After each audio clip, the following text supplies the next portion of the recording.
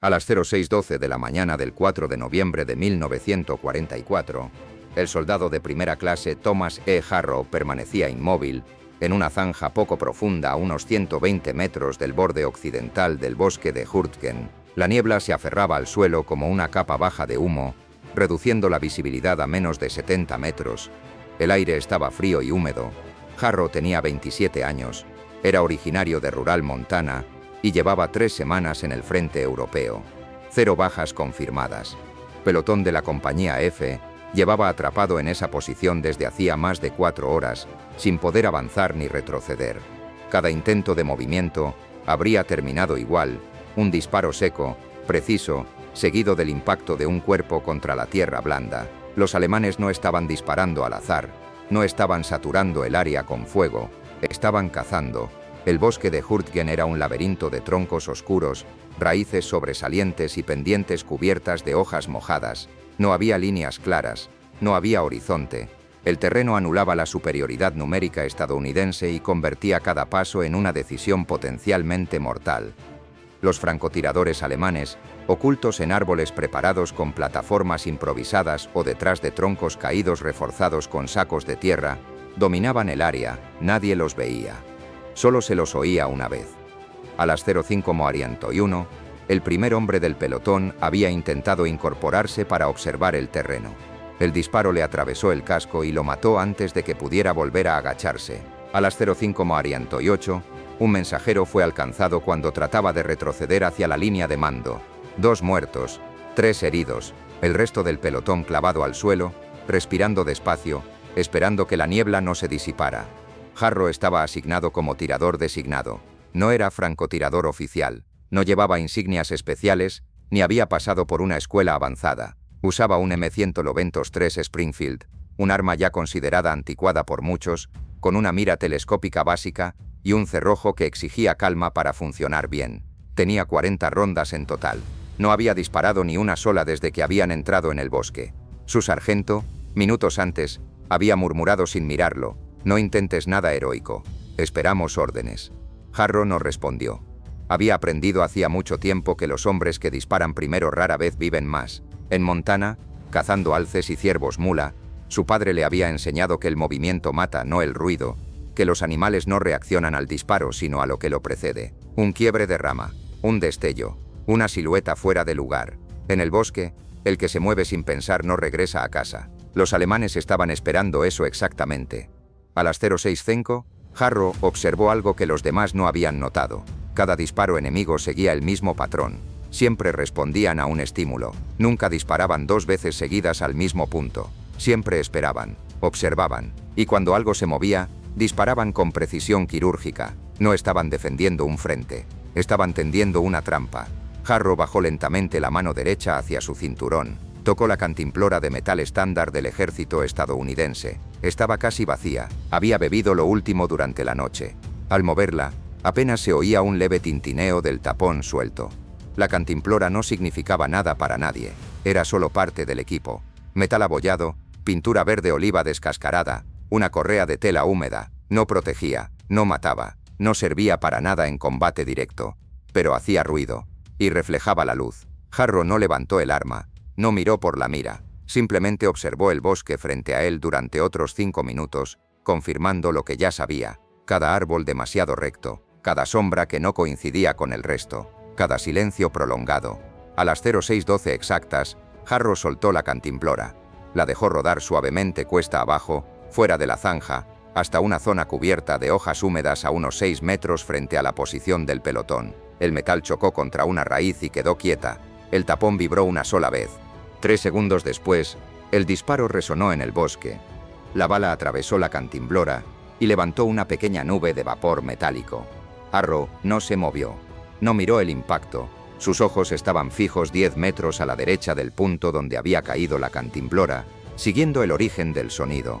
El disparo no había sido fuerte, había sido contenido, profesional. Provenía de una elevación leve, detrás de un tronco caído cubierto de musgo.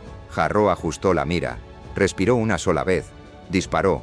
El cuerpo cayó desde detrás del tronco sin un sonido reconocible. No hubo segundo disparo, no hubo respuesta inmediata. El sargento, desde la zanja, Giró lentamente la cabeza. «¿Qué diablos fue eso?», le susurró. Jarro no contestó. Ya estaba desabrochando la correa de repuesto de otra cantimplora. La había tomado de un soldado herido durante la noche. También estaba casi vacía. A las 06:17, lanzó la segunda cantimplora más lejos, esta vez hacia una zona más abierta entre dos abetos jóvenes. El metal golpeó una roca y quedó parcialmente visible. El reflejo fue mínimo, apenas perceptible, pero fue suficiente. El segundo disparo llegó desde más arriba, casi en línea recta con la posición del pelotón. Más potente. Otro francotirador. Más confiado. Jarro esperó un segundo más de lo habitual. Dejó que el enemigo reajustara, que creyera que había acertado. Luego disparó. 2 cantimploras, 2 disparos enemigos, 2 cuerpos. En ese momento, Jarro dejó de pensar en hombres, pensó en patrones. Si él podía provocar un disparo, podía forzar una posición. Si podía forzar una posición, podía eliminarla. Y si los alemanes tenían más de 2 tiradores, y sabía que los tenían, todos reaccionarían igual. El bosque de Hurtgen no estaba defendido por hombres, estaba defendido por hábitos. Jarro arrastró lentamente otras 2 cantimploras hasta su posición. Las alineó en el barro, como si fueran herramientas quirúrgicas. No miró al pelotón, no pidió permiso, no explicó nada. Sabía que si hablaba, alguien intentaría detenerlo. A las 06:4, lanzó la tercera. El disparo llegó desde el flanco izquierdo, más bajo. Jarro no falló. El cuarto disparo vino casi de inmediato, impulsivo. Jarro tampoco falló. El sargento ya no preguntaba nada. Nadie se movía, nadie respiraba fuerte. El pelotón entero había comprendido que algo había cambiado, que el bosque ya no disparaba primero. A las 06:31, el bosque volvió a quedar en silencio. No era un silencio natural, sino uno expectante, tenso, como si algo hubiera aprendido a tener cuidado. Jarro permanecía inmóvil, con la mejilla apoyada contra la culata del Springfield, observando cómo la niebla comenzaba a elevarse lentamente desde el suelo.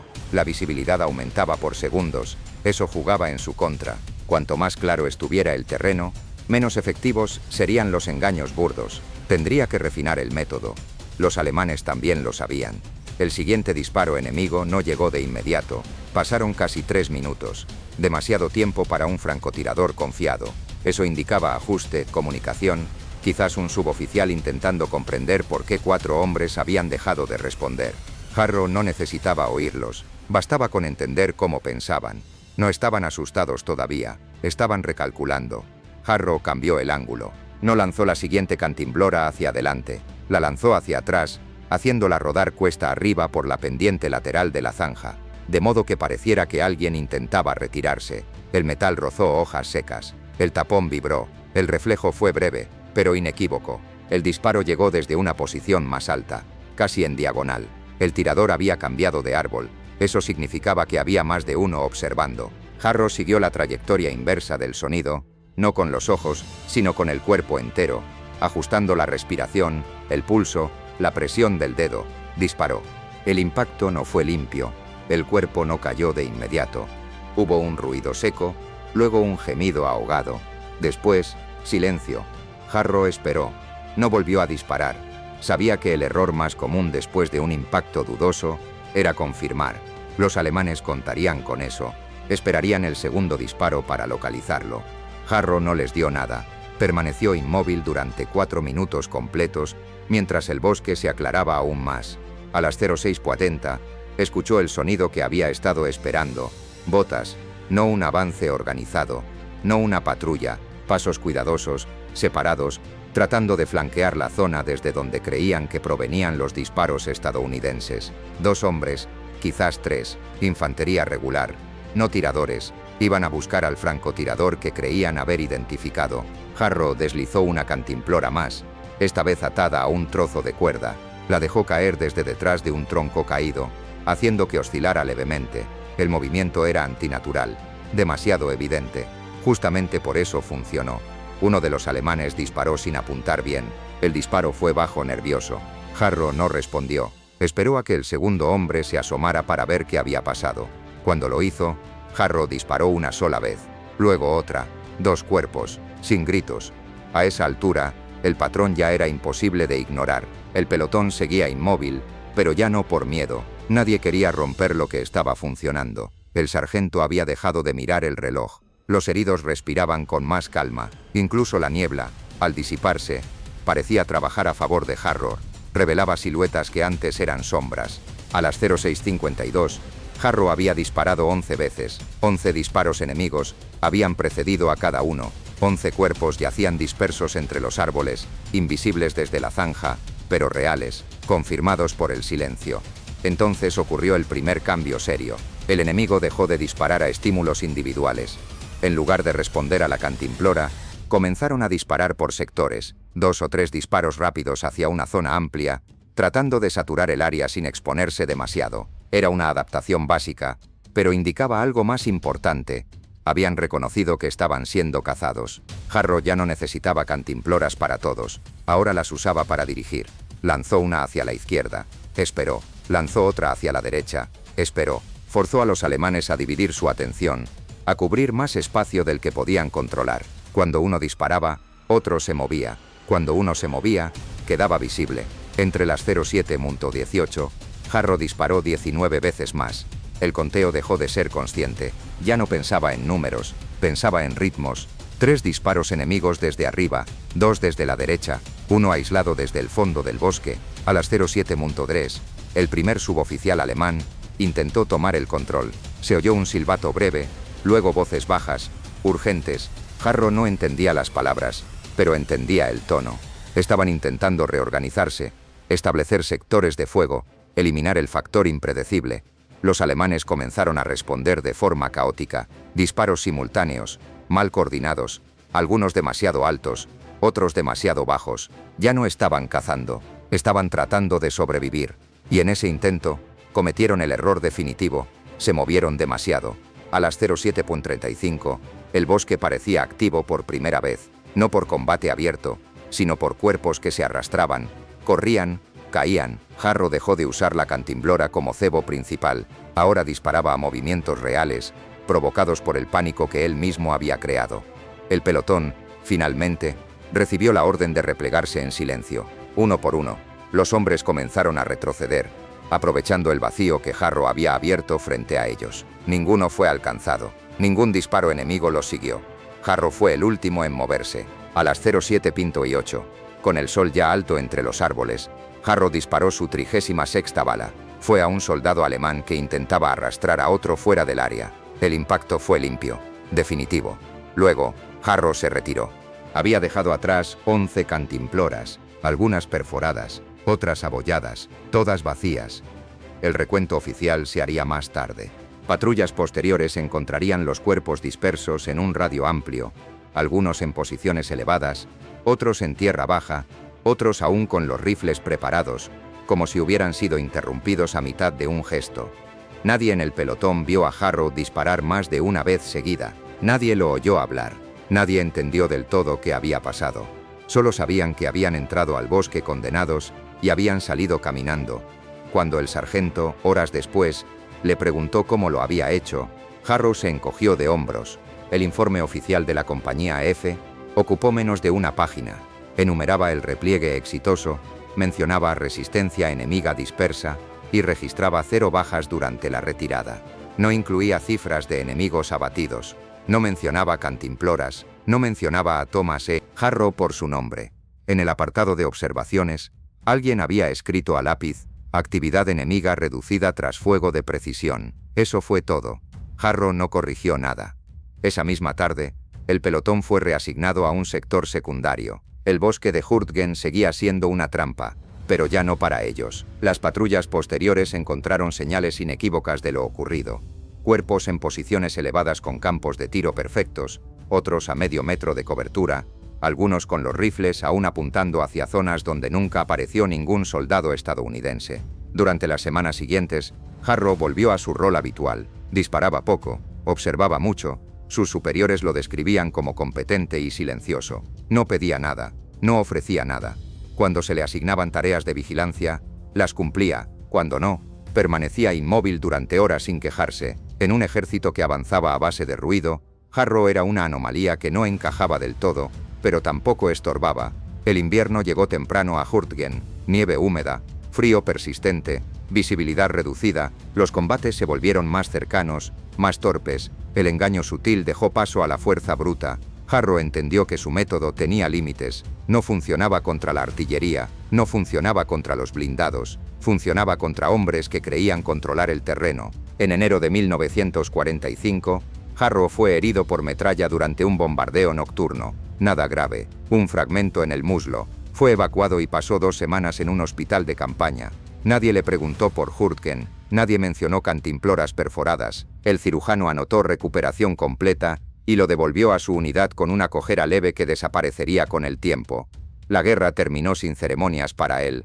Harrow regresó a Montana en el otoño de 1945. Su padre había muerto durante su ausencia. Su madre envejecida hablaba poco. Harrow retomó trabajos temporales, reparaciones, caza estacional para vecinos. No se casó. No buscó empleo estable. La guerra había dejado en él una preferencia clara por los espacios abiertos y los silencios largos. Nunca habló de Hurtgen. Cuando alguien le preguntaba cómo había sido Europa, decía que los bosques eran densos y el clima malo. Si insistían, cambiaba de tema. Conservó su Springfield durante un tiempo, hasta que lo entregó en un programa de recompra del ejército. En 1952, el ejército publicó una revisión de sus manuales de instrucción para tiradores designados y exploradores. En un capítulo dedicado a engañar al enemigo mediante estímulos controlados, aparecía un ejemplo genérico: el uso de objetos inertes para provocar fuego enemigo y revelar posiciones ha demostrado ser eficaz en entornos boscosos. No se mencionaban nombres, no se mencionaban cifras, solo se describía el principio: provocar, observar y neutralizar. Ese principio se enseñó durante la década siguiente en cursos avanzados. Algunos instructores, veteranos de Europa, añadían detalles no oficiales, hablaban de latas, cascos, trozos de tela, hablaban de paciencia, nunca hablaban de Hurtgen en voz alta. Pero el método se filtró. En Corea, algunos lo aplicaron. En Vietnam, se volvió doctrina informal entre unidades pequeñas que operaban aisladas. El engaño sensorial pasó a formar parte del lenguaje táctico. Harrow nunca lo supo.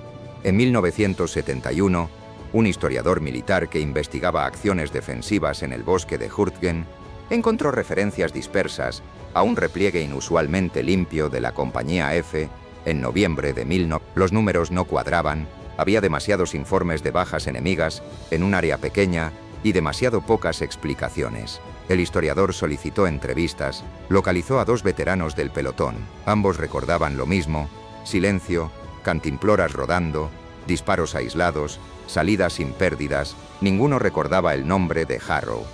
El historiador lo intentó de nuevo años después, sin éxito. Los archivos eran incompletos, los informes eran vagos, la guerra había producido demasiadas historias como para detenerse en una que no encajaba bien en el molde del heroísmo tradicional. No había carga frontal, no había bandera, no había sacrificio visible, solo había un hombre que había decidido no mostrarse. Harrow murió en 1983, a los 66 años, mientras cazaba alces en una zona montañosa. Un infarto. Lo encontraron sentado contra un pino, el rifle apoyado en el suelo, la cantimplora colgando del cinturón. Estaba vacía, como siempre. No hubo obituarios destacados. El periódico local solo mencionó su servicio en la guerra en una línea: veterano del ejército, decía. Nada más. Con el tiempo, el episodio del bosque de Hurtgen fue absorbido por la masa de relatos parciales que componen la historia real de la guerra, no como leyenda, sino como lección. El truco de la cantimplora vacía no consistía en el objeto, cualquier cosa que se moviera habría servido. Consistía en entender algo elemental: que el enemigo, por bien entrenado que esté, responde a lo que cree importante, y que, si se le presenta la señal equivocada, reaccionará de forma predecible. Harrow no mató a 96 hombres porque fuera un tirador excepcional. Los mató porque entendió que el combate no siempre se decide con más fuego, sino con mejor información. En el bosque de Hurtgen, durante menos de 2 horas, un pelotón entero sobrevivió porque un solo soldado decidió no levantar la cabeza cuando todos los demás lo habrían hecho. Decidió no disparar primero. Decidió dejar que el enemigo revelara cada una de sus posiciones por sí mismo. Eso no fue heroísmo, fue método. Y en la guerra, el método puede ser más letal que cualquier arma diseñada para matar. ¿Conocías esta historia? Hasta aquí el video de hoy. Si este contenido te ha resultado interesante, no olvides dejar tu me gusta y suscribirte a nuestro canal. Cuéntanos en los comentarios si conocías esta historia. Hasta la próxima.